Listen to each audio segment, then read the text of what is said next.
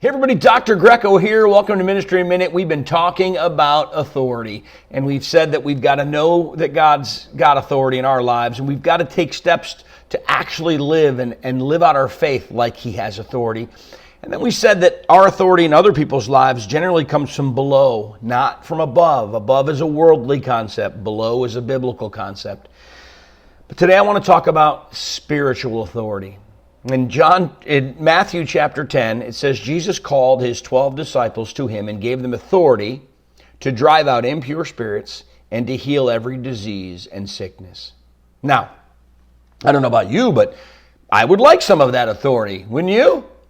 Okay, and I think what we said yesterday about our authority, spiritual authority, coming from below rather than above, has everything to do with this type of authority too. Because spiritual authority, so many people want to take the sword of God and wield it as their weapon.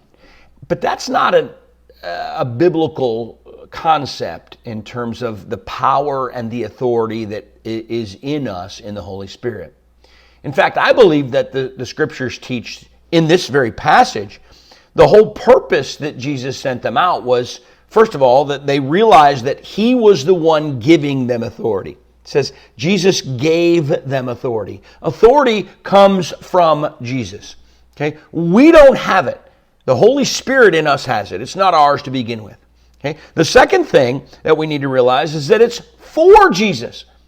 I think sometimes we want to use it to prove our own worth. We want to be right. We want to be a spiritual superhero. And there's got to be a humility that it's used with, again, from below, that says, when I'm praying, any outcome isn't because of me. I'm not a healer. I'm not a prophet. I don't have any title or any role other than servant and conduit of the Holy Spirit in my life.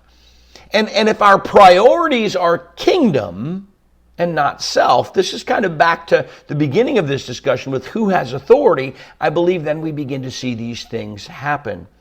You know, Romans chapter 12, verse 2, a well-known passage. I believe the last part of this is of that verse is always forgotten.